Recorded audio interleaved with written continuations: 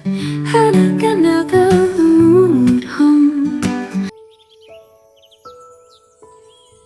అనగనగా ఒక ఊరిలో ఒక చిన్న కాలనీలో అనిత మరియు ఆమె 8 ఏళ్ల కొడుకు విహాన్ ఉండేవారు. విహాన్కు అమ్మ అంటే చాలా ప్రేమ.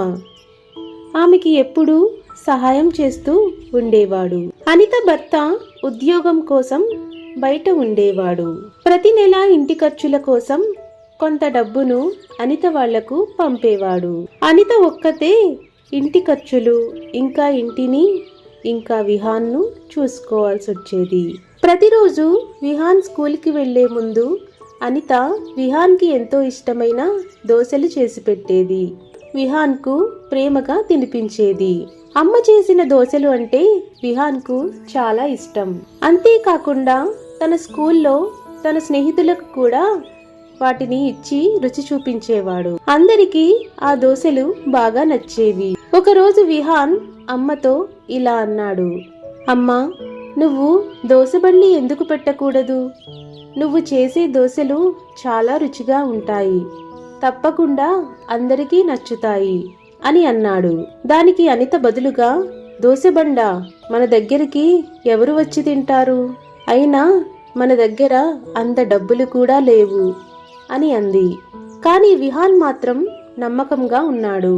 అనిత విహాన్తో అలా అంది గాని తర్వాత తనలో తాను ఇలా అనుకుంది, ఈ ఆలోచన ఏదో బాగానే ఉందనిపిస్తుంది, ఎందుకు మనం దోశబండి పెట్టకూడదు అని అనుకుంది.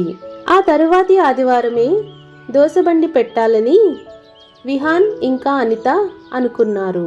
ఒక చిన్న టేబుల్, ఒక స్టవ్, ఇంకా దోశ పెనం, వీటితో దోశబండిని మొదలుపెట్టారు. అనిత దోశలు వేయటం మొదలుపెట్టింది. కాసేపటికి అక్కడికి ఒక అతను వచ్చి ఆ దోశల్ని చూసి ఒక దోశ ఇవ్వమని అడిగాడు. విహాన్ వచ్చినతనికి దోశ ప్లేట్లో పెట్టి అందించాడు. అలా కాసేపటికి ఒక ముగ్గురు దోశలు తినడానికి వచ్చారు. వాళ్ళు కూడా ఎంతో ఇష్టంగా దోశల్ని తిన్నారు. అలా ఆ రోజు మధ్యాహ్నానికి ఒక 20 మంది దోశలు తినడానికి వచ్చారు. ఇంకా తర్వాత రోజు విహాన్ స్కూల్కి వెళ్లడంతో అనిత ఒక్కదే దోశలు వేయటం ఇంకా వడ్డించడం అన్ని కస్టమర్ల దగ్గర చూసుకుంది. విహాన్ ఒకరోజు ఒక అట్టముక్కపై అమ్మ దోశ అని రాసి అనితకు చూపించాడు. అది చూసి అనిత చాలా సంతోషించింది. దాన్నే వాళ్ళు వ్యాపారం చేసే చోట తగిలించారు. అలా చేయడంతో కస్టమర్లు ఇంకా పెరిగారు. కొన్ని రోజులకి కస్టమర్లు బాగా పెరగడంతో స్థలం సరిపోక అనిత ఒక జాగా తీసుకొని చిన్న హోటల్లా పెట్టాలని అనుకుంది. తరువాత ఒక స్థలం చూసుకొని హోటల్లాగా ప్రారంభించారు. అలా పెట్టడంతో కస్టమర్లు ఇంకా పెరిగారు. వ్యాపారం వృద్ధి చెందింది. ఈసారి నుంచి మామూలు సాదా దోశలే కాకుండా అనిత రకరకాల దోశలను పెట్టాలని నిర్ణయించుకుంది. వాటిలో ఉల్లి దోశ, మసాలా దోశ, రవ్వ దోశ, ఇలా చాలా రకాల దోశలను కూడా పెట్టింది. ఈ రకరకాల దోశలను రుచి చూడడానికి ఊరిలో ఉన్న చాలా మంది అదే హోటల్కి వచ్చి తినేవారు. అనిత వ్యాపారం బాగా ఉండడంతో డబ్బులు కూడా బాగా వస్తున్నాయి. విహాన్ చదువుకి ఇంకా తన భవిష్యత్తుకి ఈ వ్యాపారం చాలా బాగా సహాయపడుతుంది అని అనిత చాలా సంతోషించింది. అంతేకాకుండా అసలు ఈ ఆలోచన తెచ్చింది విహాన్ అనుకొని విహాన్ని చూసి చాలా మురిసిపోయింది. అప్పుడు విహాన్ని పిలిచి, ఇదిగో నాన్న, ఈ డబ్బులు నువ్వు తీసుకో, నీ దగ్గర దాచుకో అని కొంత డబ్బుల్ని విహాన్కు ఇచ్చింది. డబ్బులు నాకెందుకమ్మా, నేనేం చేసుకోను అని అన్నాడు విహాన్.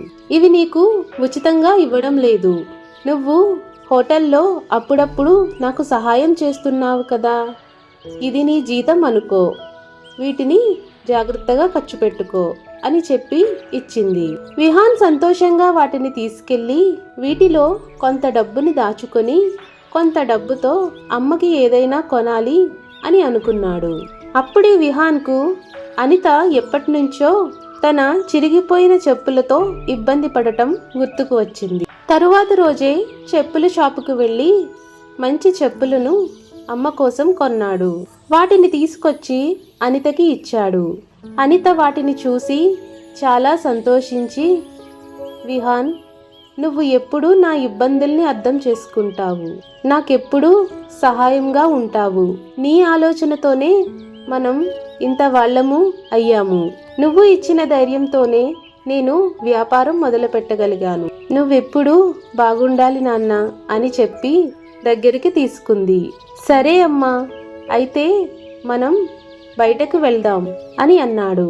అనిత ఇంకా విహాన్లు కలిసి ఊరిలో ఉన్న గుడికి వెళ్లారు.